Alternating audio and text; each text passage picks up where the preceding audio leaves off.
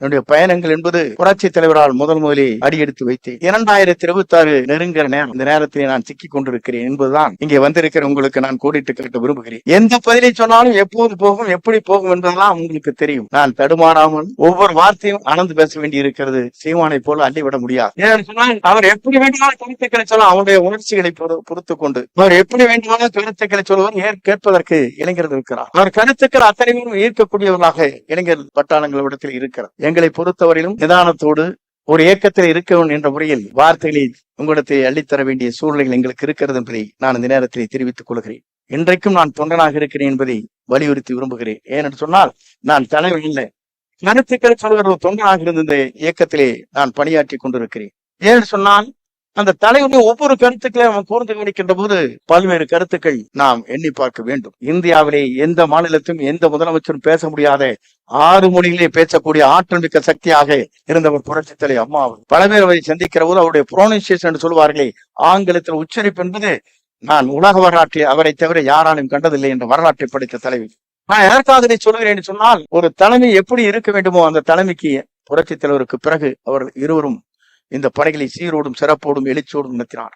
ஏன் இதை நான் சொல்கிறேன் சொன்னால், அன்றைக்கு பல பேர் சொல்வார்கள், கல்லுக்குள்ளே இருக்கிற தேரைக்கும் உணவளித்தான் பரம் என்று சொல்வார். ஆனால் கர்ப்பத்தில் இருக்கிற குழந்தைகளுக்கும் உணவளித்த ஒரே தலைவி புரட்சி தலைவர் அம்மா என்பதை நான் இந்த நேரத்திலே கோடிட்டு காட்டுகிறேன். அவரிடத்தெல்லாம் அந்த உதவிகளை செய்தார். என்னுடைய பயணங்கள் என்பது புரட்சி தலைவரால் முதலிலே அடியெடுத்து வைத்தேன். 2026 நெருங்கிற நேரம். இந்த நேரத்திலே நான் சிக்கிக் கொண்டிருக்கிறேன் என்பதுதான் இங்கே வந்திருக்கிற உங்களுக்கு நான் கோடிட்டு காட்ட விரும்புகிறேன். எந்த பதிலை சொன்னாலும் எப்போது போகும், எப்படி போகும் என்பதெல்லாம் உங்களுக்கு தெரியும். நான் தடுமாறாமல் ஒவ்வொரு வார்த்தையும் அளந்து பேச வேண்டி இருக்கிறது. சீமானை போல அள்ளிவிட முடியாது. ஏன்னு சொன்னால் அவர் எப்படி வேண்டுமானாலும் கருத்துக்களை சொல்ல, அவருடைய உணர்ச்சிகளை பொறுத்து கொண்டு அவர் எப்படி வேண்டுமானாலும் கருத்துக்களை சொல்லுவார். கேட்பதற்கு இளைஞர்கள் இருக்கிறார். அவர் கருத்துக்கள் அத்தனையும் ஈர்க்கக்கூடியவர்களாக இளைஞர் பட்டாளங்களிடத்தில் இருக்கிறார். எங்களை பொறுத்தவரையிலும் நிதானத்தோடு ஒரு இயக்கத்தில் இருக்க என்ற முறையில் வார்த்தைகளை உங்களிடத்தை அள்ளித்தர வேண்டிய சூழ்நிலைகள் எங்களுக்கு இருக்கிறது என்பதை நான் இந்த நேரத்திலே தெரிவித்துக் கொள்கிறேன். இன்றைக்கும் நான் தொண்டனாக இருக்கிறேன் என்பதை வலியுறுத்தி விரும்புகிறேன். ஏனென்று சொன்னால் நான் தலைவர் இல்லை, கருத்துக்கள் சொல்கிற ஒரு தொண்டனாக இருந்த இந்த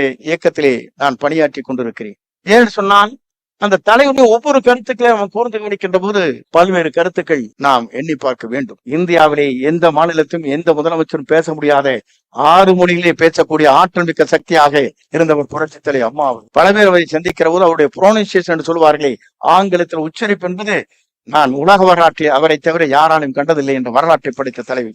நான் எதற்காக இதை சொல்கிறேன் சொன்னால், ஒரு தலைமை எப்படி இருக்க வேண்டுமோ அந்த தலைமைக்கு புரட்சி தலைவருக்கு பிறகு அவர் இருவரும் இந்த படைகளை சீரோடும் சிறப்போடும் எழுச்சியோடும் நடத்தினார்.